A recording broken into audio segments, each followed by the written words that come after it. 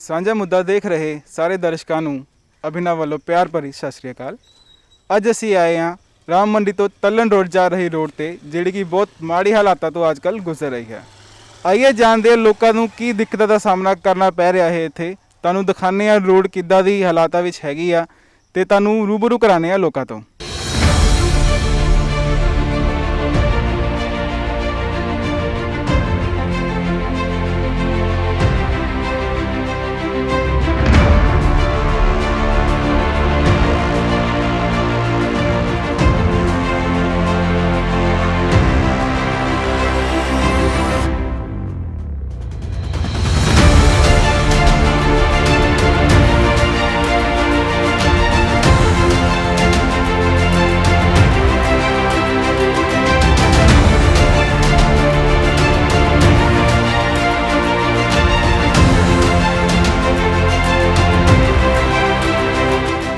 ਇੱਥੇ ਲੰਘਣਾ ਬਹੁਤ ਔਖਾ ਹੋਇਆ ਪਿਆ।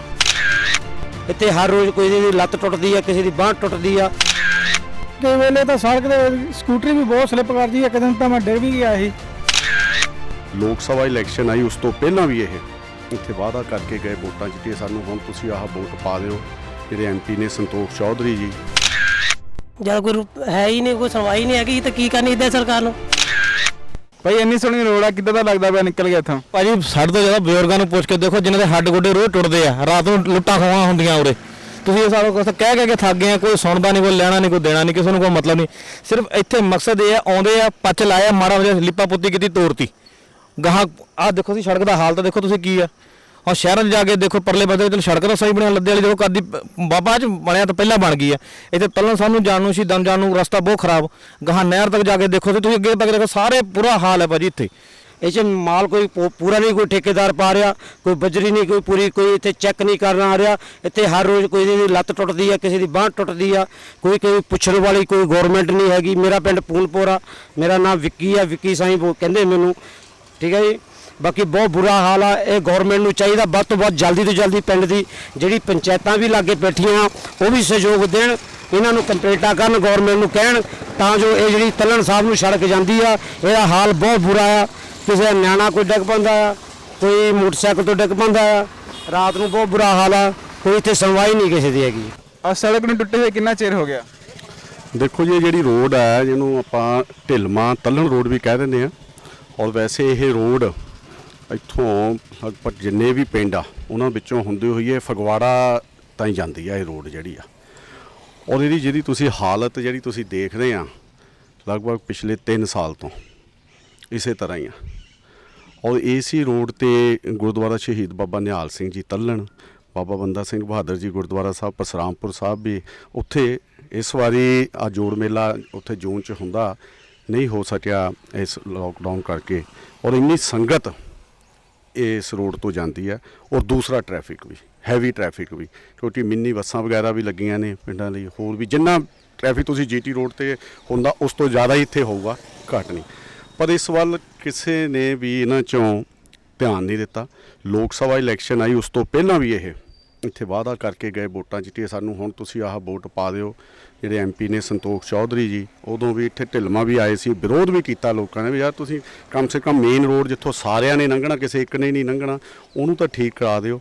ਦੇਖੋ ਲੋਕ ਸਭਾ ਇਲੈਕਸ਼ਨ ਹੋਈ ਨੂੰ ਵੀ ਸਾਲ 1.5 ਸਾਲ ਹੋ ਗਿਆ, ਦੁਬਾਰਾ ਐਮਪੀ ਵੀ ਬਣ ਗਏ, ਕੋਈ ਕਿਸੇ ਵੱਲੋਂ ਧਿਆਨ ਨਹੀਂ ਹੈ।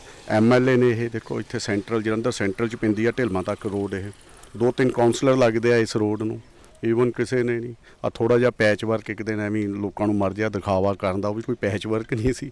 ਮੈਂ ਤਾਂ ਸਮਝ ਲਿਆ ਐਡੀ ਮੇਨ ਰੋਡ ਹੋਵੇ, ਔਰ ਹਫ਼ਤੇ ਦੇ ਵਿੱਚ ਹੀ ਉਹ ਵੀ ਇੱਧਰ ਉੱਧਰ ਜਾਂਦਾ ਲੱਗਾ।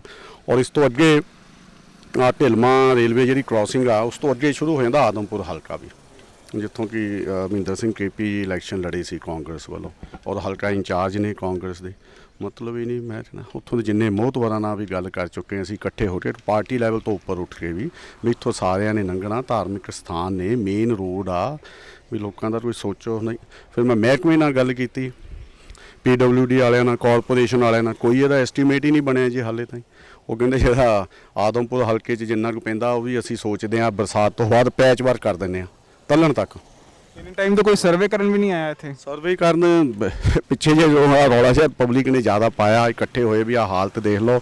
PWD ਤੋਂ SDO ਆਏ ਸੀ, ਐਸਟੀਮੇਟ ਬਣਾਇਆ। ਦੇਖੋ ਅਫਸਰਾਂ ਨੇ ਤੇ 1 ਮਿੰਟ 'ਚ ਐਸਟੀਮੇਟ ਬਣਾ ਦੇਣਾ ਵੀ ਆਹ ਰੋਡ ਆ ਜੀ, ਇਹਦੀ ਆਹ ਕੰਡੀਸ਼ਨ ਆ, ਆਹ ਇਹਦਾ ਐਸਟੀਮੇਟ ਬਣਦਾ, ਆਹ ਸਪੈਸੀਫਿਕੇਸ਼ਨ ਆ, ਆਹ ਚੀਜ਼ ਇਹ 'ਚ ਪੈਣੀ ਆ, ਉਹਦਾ ਇੰਨਾ ਪੈਸਾ ਸਾਨੂੰ ਅਰੇਂਜ ਕਰਕੇ ਦਿਓ, ਅਸੀਂ ਟੈਂਡਰ ਲਾਈਏ।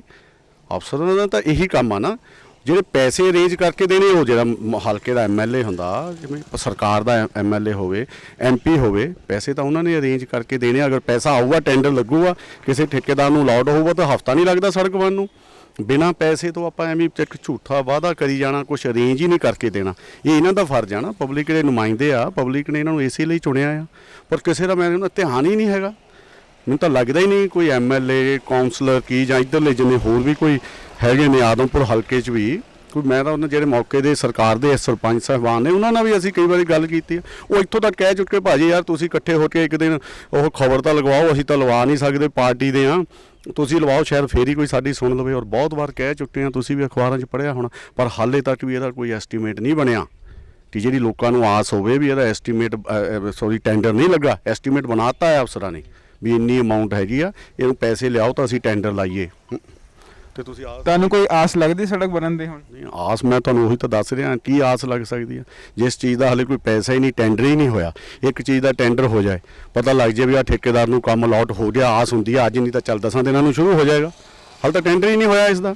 ਆਹੀ ਪੋਚਾਲੇ ਪੀਜੇ ਕਰ ਜਾਊਗੇ, ਪੈਚ ਵਰਕ ਜਾਂ ਲਾ ਕੇ 2 ਮਹੀਨੇ ਕੱਢਦੇ ਆ। ਹੁਣ ਦੇਖਦੇ ਆ, ਇਹਨਾਂ ਨੂੰ ਪਤਾ ਲੱਗ ਗਿਆ ਕਿ ਜੋ ਸਰਕਾਰ ਦਾ ਜੋ ਹਾਲਾਤ ਨੇ, ਬਿਲਕੁਲ ਉਹ ਆਪਣਾ ਹੌਸਲਾ ਛੱਡ ਚੁੱਕੇ ਆ। ਹੁਣ ਕੋਈ ਕਿਸੇ ਦਾ ਧਿਆਨ ਨਹੀਂ ਆ, ਆਪਣੇ ਆਪਣੇ ਕੰਮਾਂ 'ਚ ਜ਼ਰੂਰ ਧਿਆਨ ਹੋਊਗਾ, ਪਰ ਪਬਲਿਕ ਵੱਲ ਕਿਸੇ ਦਾ ਧਿਆਨ ਨਹੀਂ ਆ, ਬਿਲਕੁਲ ਹੌਸਲਾ ਛੱਡ ਚੁੱਕੇ ਆ। ਉਹ ਤਾਂ ਬਸ ਐਵੇਂ ਡੰਗ ਟਪਾਊ ਜਾਏ। ਉਹ ਵੀ ਅਫਸਰ ਸਾਹਿਬਾਨ ਜਦੋਂ ਖਬਰ ਜਾਂਦੀ ਆ ਕੋਈ SDM ਸਾਹਿਬ ਤੱਕ ਕਿਸੇ ਉਹ ਦੇਖਦੇ ਆ, ਤਾਂ ਉਹ ਕਹਿ ਕੇ ਅਫਸਰ ਨੂੰ, ਯਾਰ ਦੇਖੋ ਪਬਲਿਕ ਨੇ ਆ ਮੁੱਦਾ ਉਠਾਇਆ, ਕੀ ਗੱਲ ਆ, ਤੇ ਉਹ ਆਪਣਾ ਕਿਸੇ ਠੇਕੇਦਾਰ ਨੂੰ ਕਹਿ ਕੇ, ਜਿਹਨੂੰ ਆਪਾਂ ਬਗਾਰ ਕਹਿ ਲੈਨੇ ਇੱਕ, ਵੀ ਯਾਰ ਚਲੋ ਇੰਨਾ ਕੁ ਤਾਂ ਕਰਿਓ, ਕੁਛ ਟਾਈਮ ਲੰਘ ਜਾਏ, ਵੀ ਜਦ ਨੂੰ ਕੋਈ ਸ਼ਾਇਦ ਇਹ ਅਰੇਂਜ ਕਰ ਲੈਣ। ਪਰ ਨਹੀਂ, ਬਿਲਕੁਲ ਨਹੀਂ ਲੱਗਦਾ। ਪਰ ਫਿਰ ਵੀ ਤੁਹਾਡੇ ਜ਼ਰੀਏ ਅਸੀਂ ਫਿਰ ਉਹਨਾਂ ਤੋਂ ਆਵਾਜ਼ ਪਹੁੰਚਾਉਣਾ ਚਾਹੁੰਦੇ ਹਾਂ ਵੀ ਇੱਥੇ ਕੋਈ ਪਾਰਟੀ ਲੈਵਲ ਨਹੀਂ ਹੈਗਾ। ਹੁਣ ਵੀ ਮੈਂ ਉਹੀ ਕਹਿ ਰਿਹਾ ਹਾਂ ਵੀ ਇੱਥੋਂ ਸਾਰਿਆਂ ਨੇ ਲੰਘਣਾ।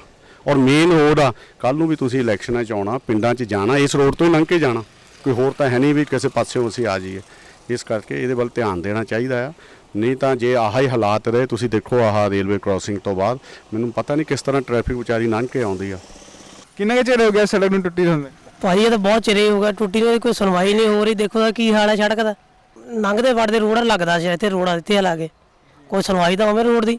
ਇਦਾਂ ਦਾ ਟੁੱਟਾ ਪਿਆ ਰੋਡ, ਕੀ ਫਾਇਦਾ ਦੇ ਸਰਕਾਰ ਨੂੰ ਜਦ ਕੋਈ ਹੈ ਹੀ ਨਹੀਂ, ਕੋਈ ਸੁਣਵਾਈ ਨਹੀਂ ਹੈਗੀ, ਤਾਂ ਕੀ ਕਰਨੀ ਇੱਦਾਂ ਸਰਕਾਰ ਨੂੰ? ਠੀਕ ਨਹੀਂ, ਇਹ ਕੁਛ ਤੇ ਐਕਸੀਡੈਂਟਸ ਵੀ ਹੁੰਦੇ ਰਹਿੰਦੇ। ਇਹ ਜਾਨ ਦਾ ਖਤਰਾ ਬਣਿਆ ਵੀਰੇ ਰੋਡ ਪੂਰਾ। ਐਕਸੀਡੈਂਟ ਵਗੈਰਾ ਬਹੁਤ ਹੁੰਦੇ, ਮੀਂਹ ਪੈਂਦੇ ਵਿੱਚ ਨਹੀਂ ਪਤਾ ਲੱਗਦਾ ਟੋਏ ਟੱਬੇ ਕਿੰਨੇ ਬਣੇ ਹੋ ਆ, ਕੋਈ ਸੁਣਵਾਈ ਨਹੀਂ ਹੋ ਰਹੀ ਰੋਡ ਦੀ। ਦਿੱਕਤਾਂ ਬਹੁਤ ਆਉਂਦੀਆਂ ਸਾਨੂੰ ਮਹਾਰਾਜ। ਕਈ ਵੇਲੇ ਤਾਂ ਸੜਕ ਦੇ ਸਕੂਟਰੀ ਵੀ ਬਹੁਤ ਸਲਿੱਪ ਕਰਦੀ ਹੈ। ਇੱਕ ਦਿਨ ਤਾਂ ਮੈਂ ਡਿੱਗ ਵੀ ਗਿਆ ਸੀ ਤੇ ਮੇਰੇ ਗੋਡੇ ਤੇ ਸੱਟ ਵੀ ਲੱਗੀ, ਬਹੁਤ ਮੁਸ਼ਕਲ ਹੁੰਦੀ ਹੈ। ਮੇਰਾ ਨਾਮ ਜੀ ਸੁਖਵਿੰਦਰ ਸਿੰਘ ਖਾਲਸਾ ਹੈ ਔਰ ਮੈਂ BC ਫੈਡਰੇਸ਼ਨ ਪੰਜਾਬ ਦਾ ਚੇਅਰਮੈਨ ਹਾਂ।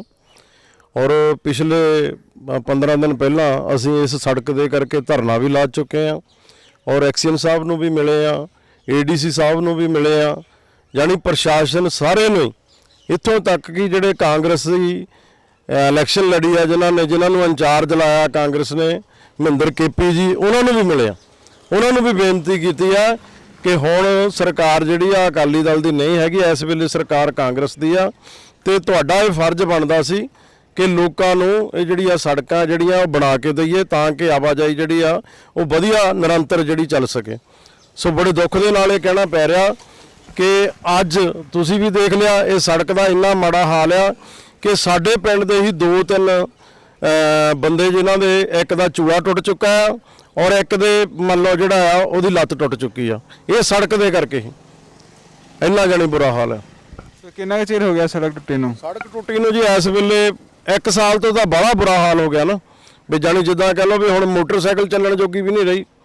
ਸੋ ਇਸ ਕਰਕੇ ਅਸੀਂ ਬਾਰ-ਬਾਰ ਪ੍ਰਸ਼ਾਸਨ ਨੂੰ ਇਹ ਮੰਗ ਕਰਦੇ ਹਾਂ ਕਿ ਜਿੰਨੀ ਜਲਦੀ ਤੋਂ ਜਲਦੀ ਹੋ ਸਕਦਾ ਹੈ ਵੀ ਇਹ ਸੜਕ ਨੂੰ ਬਣਾਇਆ ਜਾਵੇ, ਕਿਉਂਕਿ ਇਸ ਵੇਲੇ ਦੇਖੋ ਨਾ ਵੀ ਇਹਨਾਂ ਨੇ ਸਰਕਾਰ ਨੇ ਟੈਕਸ ਗਰਾਉਣ ਲਈ, ਜਿਹਨੂੰ ਗੁੰਡਾ ਟੈਕਸ ਕਹਿ ਸਕਦੇ ਆਪਾਂ, ਕਿ ਪੁਲਿਸ ਦੇ ਰੂਪ ਦੇ ਵਿੱਚ ਇਹਨਾਂ ਨੇ ਥਾਂ-ਥਾਂ ਨਾਕੇ ਲਾ ਕੇ ਲੋਕਾਂ ਦੇ ਕੋਲੋਂ ਜਾਨੀ 1500 2-2000 ਰੁਪਇਆ ਜਿਹੜਾ ਆ ਉਹ ਟੈਕਸ ਜਿਹੜਾ ਗਰਾ ਰਹੇ ਆ, ਜਦ ਕਿ ਰੋਡ ਟੈਕਸ ਦੇ ਨਾਂ ਤੇ ਆਪਾਂ ਪਹਿਲਾਂ ਹੀ ਲੋਕਾਂ ਕੋਲੋਂ ਰੋਡ ਟੈਕਸ ਲੈ ਚੁੱਕੇ ਆ ਤੇ ਰੋਡ ਟੈਕਸ ਦਾ ਮਤਲਬ ਹੈ ਵੀ ਸੜਕਾਂ ਬਣਾ ਕੇ ਦੇਣੀਆਂ ਸਾਡੀ ਜ਼ਿੰਮੇਵਾਰੀ ਆ।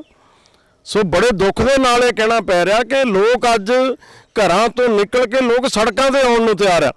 ਸਾਨੂੰ ਬਹੁਤ ਵਾਰੀ ਕਹਿ ਚੁੱਕੇ ਆ ਕਿ ਅਸੀਂ ਦੱਸੋ ਕਿੱਦਣ ਆਈਏ ਤੇ ਆਪਾਂ ਰੋਡ ਜਾਮ ਕਰਨਾ ਵੀ ਉਦੋਂ ਇੱਕ ਵੀ ਬੰਦਾ ਇੱਥੋਂ ਦੀ ਲੰਘਣ ਨਹੀਂ ਦੇਣਾ। ਸੋ ਅਸੀਂ ਬਾਰ-ਬਾਰ ਫਿਰ ਮਹਿਕਮੇ ਨੂੰ ਬੇਨਤੀ ਕਰਦੇ ਹਾਂ ਕਿ ਸਾਨੂੰ ਨਾ ਮਜਬੂਰ ਕਰੋ ਕਿ ਅਸੀਂ ਸੜਕਾਂ ਤੇ ਆਈਏ ਤੇ ਜਾਮ ਲਾਈਏ, ਕਿਉਂਕਿ ਬਾਅਦ ਦੇ ਵਿੱਚ ਤੁਸੀਂ ਕਹਿਣਾ ਕਿ ਇਸ ਵੇਲੇ ਕਰੋਨਾ ਚੱਲਦਾ ਪਿਆ ਤੇ ਸੋਸ਼ਲ ਡਿਸਟੈਂਸ ਦਾ ਮੁੱਦਾ, ਬਾਕੀ ਬਹੁਤ ਸਾਰੇ ਮੁੱਦੇ ਫਿਰ ਇਹਨਾਂ ਨੇ ਬਣਾਉਣੇ ਆ। ਸੋ ਅਸੀਂ ਵੀ ਇਹ ਗੱਲ ਨਹੀਂ ਚਾਹੁੰਦੇ ਕਿ ਅਸੀਂ ਸੜਕਾਂ ਤੇ ਆਈਏ, ਪਰ ਬੜੇ ਦੁਖੀ ਹਿਰਦੇ ਦੇ ਨਾਲ ਇਹ ਕਹਿਣਾ ਪੈ ਰਿਹਾ ਕਿ ਸਾਨੂੰ ਆਉਣਾ ਪੈਣਾ, ਕਿਉਂਕਿ ਕੰਨਾਂ ਦੇ ਵਿੱਚ ਜੂੰ ਹੀ ਨਹੀਂ ਸਰਕਰੀ ਸਰਕਾਰ ਦੇ। ਕਿਉਂਕਿ ਅਸੀਂ ਬਾਰ-ਬਾਰ ਉਹਨਾਂ ਨੂੰ ਬੇਨਤੀਆਂ ਕਰਨ ਦੇ ਬਾਅਦ ਵੀ ਮੰਨ ਲਓ ਕੋਈ ਸਾਨੂੰ ਕੋਈ ਲੜ ਸਿਰਾ ਨਹੀਂ ਫੜਾਇਆ। ਐਕਸ਼ਨ ਸਾਹਿਬ ਨੂੰ ਮਿਲੇ, ਐਕਸ਼ਨ ਸਾਹਿਬ ਕਹਿੰਦੇ ਜੀ ਮੈਂ ਪੈਚ ਵਰਕ ਕਰਾਉਣਾ, ਹੁਣ ਪੈਚ ਵਰਕ ਤੋਂ ਵੀ ਭੱਜ ਗਏ ਆ। ਕਹਿੰਦੇ ਜੀ ਨਹੀਂ ਜੀ ਇਹ ਤਾਂ ਚੌਧਰੀ ਸੰਤੋਖ ਜੀ ਜਾਂ ਹੋਰ ਕੋਈ ਕਾਂਗਰਸ ਦੇ ਮੰਤਰੀ ਜਿਹੜੇ ਆ ਇਹਨੂੰ ਨਵੀਂ ਸੜਕ ਮਨਜ਼ੂਰ ਕਰਨ ਤਾਂ ਹੀ ਇਹ ਸੜਕ ਬਣ ਸਕਦੀ ਆ, ਨਹੀਂ ਤਾਂ ਨਹੀਂ ਬਣ ਸਕਦੀ। ਸੋ ਇਹਦਾ ਜਵਾਬ ਦਿਓ ਆਪ ਹੈ। ਸੋ ਅਸੀਂ ਤਾਂ ਇਹ ਕਰਾਂਗੇ ਵੀ ਨਹੀਂ ਸੜਕ ਬਣੂਗੀ ਤਾਂ ਅਸੀਂ ਸੜਕਾਂ ਤੇ ਬਹਿ ਜਾਣਾ ਔਰ ਦੇਖਦੇ ਆ ਫਿਰ ਵੀ ਇਹ ਕੀ ਕਰਦੇ ਆ। ਇਹਨਾਂ ਦਾ ਫਰਜ਼ ਬਣਦਾ ਵੀ ਲੋਕਾਂ ਨੂੰ ਜਿਹੜੀ ਆ ਸੜਕ ਜਿਹੜੀ ਆ ਰੋਡ ਜਿਹੜਾ ਮੁਹੱਈਆ ਕਰਾਉਣ, ਉਹ ਇਹਨਾਂ ਦਾ ਮੁੱਢਲਾ ਫਰਜ਼ ਆ। ਜਿੱਦਾਂ ਕਿ ਤੁਸੀਂ ਦੇਖਿਆ ਆ ਰੋਡ ਦਾ ਬਹੁਤ ਹੀ ਬੁਰਾ ਹਾਲ ਹੈ। ਲੋਕੀ ਤੰਗ ਆਏ ਪਏ ਇਸ ਰੋਡ ਤੋਂ। ਬਹੁਤ ਚਿਰ ਹੋ ਗਿਆ, 2 ਤੋਂ 3 ਸਾਲ ਹੋ ਗਏ ਰੋਡ ਨੂੰ ਬਣੀ ਹੋਏ, ਤੇ ਜਿਹੜਾ ਮਹਿਕਮਾ ਹੈ ਉਹ ਸੁਣਨ ਨੂੰ ਤਿਆਰ ਨਹੀਂ ਹੈਗਾ। ਇਸ ਰੋਡ ਦੀ ਹਾਲਤ ਕਰਕੇ ਇੰਨੇ ਕੁ ਐਕਸੀਡੈਂਟ ਹੋ ਰਹੇ ਨੇ ਕਿ ਕਿਸੇ ਦੇ ਚੁੱਲ੍ਹੇ ਟੁੱਟ ਰਹੇ ਨੇ, ਕਿਸੇ ਦੀ ਗੱਡੀਆਂ ਭੱਜ ਰਹੀਆਂ ਨੇ।